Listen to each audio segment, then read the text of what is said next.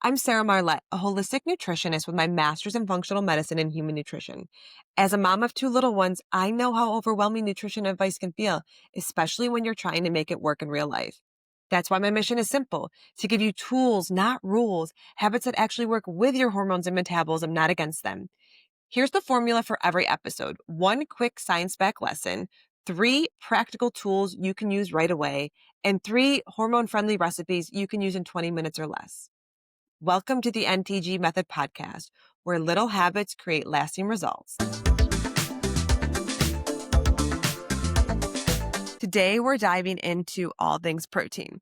Protein is the anchor of your metabolism. It builds lean mass, supports your bones, keeps your blood sugar steady, and even burns more calories just to digest. In episode 1, we talked all about body recomposition without wrecking your hormones. This episode is an extension of that conversation. We're zooming in on protein itself, why it's non-negotiable, when you need more of it, ladies, and 3 new tools to help you get it right. Let's jump in. First off, you're probably not getting enough protein. In fact, the RDA isn't enough. The RDA is the recommended dietary allowance, and it's only meant to prevent deficiencies, not optimize health. Research shows higher protein equals better results. In fact, studies show women who increase protein closer to 1.6 grams per kilo, which is about zero point 0.7 grams per pound, lose more fat, keep more lean mass, which is metabolically active, increasing the calories we burn at rest, and keep us fuller. So if you weigh about 150 pounds, that would look like about 110 grams of protein per day. Spread over 3 meals, that would look anywhere from 30 to 40 grams of protein with a high protein snack. Totally doable. Keyword, as I said, spread evenly because your protein distribution matters. Most women load up at dinner, but skimp earlier in the day on their protein. But research has shown us that starting with a protein rich breakfast and spacing it out throughout meals helps to protect lean mass. When we protect our lean mass, we naturally protect our metabolism. I want to talk a little bit about protein and workouts because this is a question I get a lot. So, should I eat before my workout? Should I eat after my workout? First things first, you have to make it work for you. So, here's the benefits of fueling pre workout. Fueling with protein before a workout gives your muscles the amino acids they need to perform and start repairing right away, helping you get more out of your training. If a pre workout isn't realistic and you're working out first thing in the morning and you don't like to eat and you don't want to do a protein shake or grab a hard boiled egg or whatever it is, having it soon after will still support recovery. It can still reduce muscle breakdown and can help to kickstart rebuilding. If you're wondering how much protein you need to get in as your pre workout, as a woman, research shows us trying to aim between 20 to 30 grams of protein. And if you're not in the game of eating before exercising, you want to try to get 30 to 40 grams within a few hours after exercise to best support muscle repair and recovery. A caveat here is if you're exercising first thing in the morning, don't wait a few hours to get in that protein. Try to get it soon after your exercise. You have a little bit more wiggle room if you're working out in the afternoon and you've already had breakfast and lunch to kind of give it those few hours. Both options help to protect lean mass and optimize results. I did get some questions about fasted exercise, and I have an entire episode coming about female hormones where I'm going to roll that question into it. I do want to talk about collagen in your coffee as a pre workout because I do get this question all the time because I always put collagen in my coffee. It's one of my little favorite habits. So, yes, collagen in your coffee does count towards your daily protein, but what people will tell you is it's not a complete source of protein. It lacks tryptophan. And they're right, it does, which is an essential amino acid. But if you're like me and you're eating complete sources of protein, I eat meat, I eat fish, eggs, dairy, or if you're vegan and you're eating soy or a high quality plant based protein, you'll easily get enough tryptophan to balance things out. So don't stress about that. But collagen alone isn't going to maximally stimulate muscle protein synthesis, but it doesn't mean it's useless. So I want to just share a quick study. I also want to mention that collagen does provide amino acids like lysine and proline, which support connective tissue, skin, and joint health. But the study I want to reference is researchers found that when collagen is paired with vitamin C about an hour before loading exercise, so think strength training, it can boost collagen synthesis in tendons and ligaments. So for me, my pre-workout, because I like to work out first thing in the morning and with two little ones, I'm not going to eat and I have to have my coffee. I throw some collagen in my coffee. I have some type of mineral drink with a vitamin C source or a vitamin C powder, a little bit of fruit. I go, I work out. I'm getting that benefit of that collagen synthesis in my tendons and ligaments. And then I'm just following it up with a high protein breakfast, whether it's cottage cheese or eggs or a lupini bean bowl. And that's still going to give me the benefits. So I like to put the collagen in my coffee for that research I shared. And then also just to bring up circulating amino acids, which brings me to my next topic of life phases. So, protein needs rise in certain seasons of our life. So, if you're in your reproductive years, your needs actually rise the week before your period in your luteal phase. If you've ever felt out of control with hunger, your cravings were all over the map, and you're trying to do all the things, you need to learn how to support your physiology. And during this time, we know through research, we require more protein.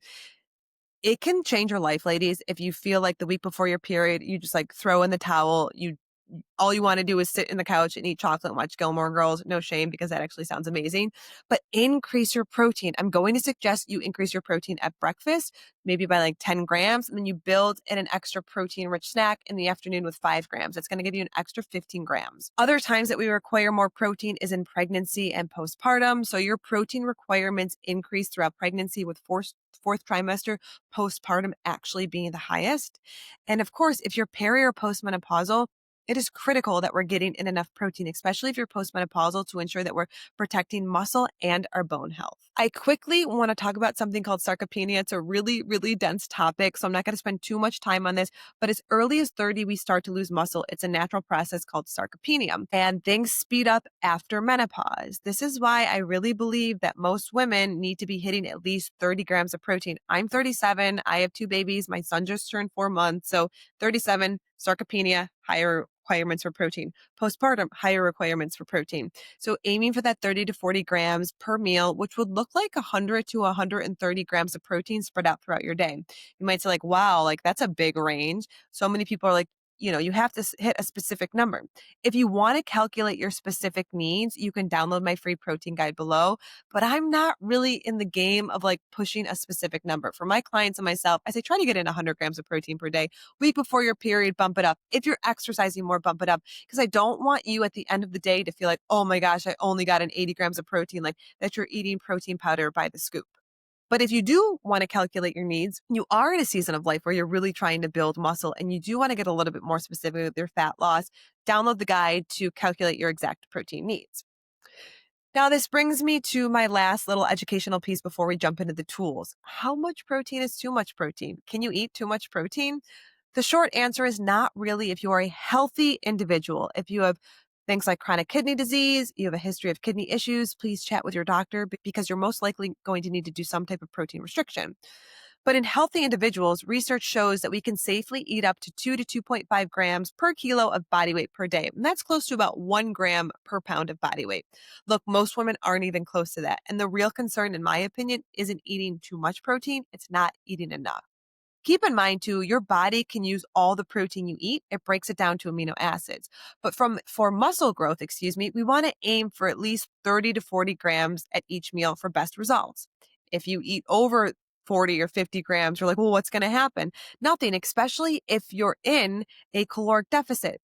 That extra protein can help to protect muscle during fat loss. But keep in mind, if you are in a fat loss journey, number one, go back and listen to my first episode. And we don't just want to blindly add in all this protein because it's not a hall pass. It does have calories, but we know through research that it has the highest thermic effect. So if you're trading out, your if you're reducing carbs and fats and increasing protein, that's a great tool to protect lean mass during fat loss. If you want to get into more nitty gritty, you can head back to episode 1.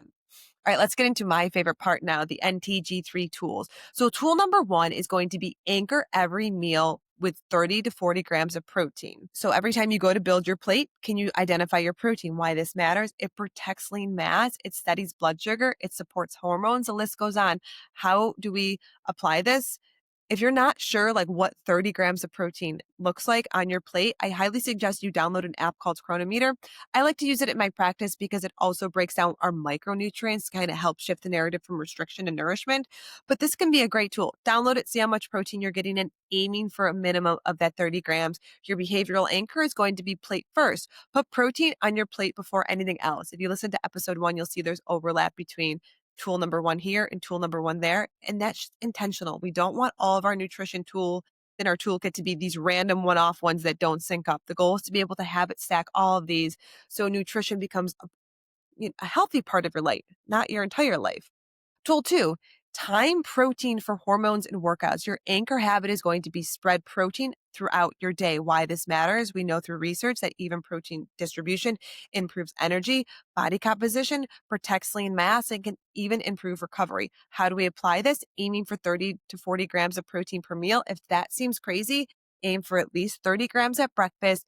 At lunch, try to get 20. At dinner, try to get 20. And maybe you're building in a protein rich snack, 10 or 15 grams. Your behavioral anchor is eat protein early and often, not just at one meal, especially just at night, which I see so many clients do. Tool three is boost protein during hormone heavy phases. Your anchor habit is going to be add extra protein in high demand times. Why this matters? Our need for protein increases the week before your period, pregnancy, postpartum, after menopause, perimenopause, and during high stress times, I should mention. High stress is catabolic. Cortisol, our stress hormone, I talked about this a lot in episode 1, is catabolic by nature, meaning we break ourselves down. We need to bring up circulating amino acids. How would you apply this? This is something I use with my clients, but I would say try to get an extra 10 to 15 grams of protein in your day. The Chronometer app can be really helpful. In the show notes, I also have my favorite protein snacks. I'm not sure if I already said that, anywhere from 5 to 15 grams. So maybe you're layering on a protein snack, or maybe you're just adding 5 extra grams of protein at a meal. You're using hemp seeds, edamame, lupini beans, nutritional yeast. Your behavioral anchor, add a little more. In hormone heavy and stress times, top off your day with a little bit more protein. Recap and action steps. So your recap: tool one, anchor every meal with 30 to 40 grams of protein. Tool two, spread it evenly throughout the day. Tool three, add extra protein during heavy hormone phases or stressful times. You don't need to do this all at once. Pick one anchor habit today and start. Practice it for a week or two before adding on. And if you want the 3 protein packed recipes that go with today's episode, you'll find them linked in the show notes below, along with my favorite protein snacks and my free protein guide. Protein isn't just about building muscle. It's foundational for your hormones, metabolism, and long-term health. In episode 1, we covered the big picture of body recomposition. Today, you learned why protein is a non-negotiable. It preserves lean mass, strengthens your bones, especially after menopause, supports hormone shifts through different life phases, and drives fat loss and supports energy. Remember, these aren't rules, they're tools. And protein is one of our most powerful tools in our toolkit to support hormones, metabolism, bone strength, fat loss, energy today and for decades to come. Thank you so much for listening to the NTG Method podcast. If you loved today's episode, please subscribe, leave a review, or share it with a friend. And remember, lasting health isn't about rules, it's about tools you can use for life. See you next time. This podcast is for educational purposes only and is not medical advice. Always consult your healthcare provider before making any changes to your diet, supplements, or lifestyle.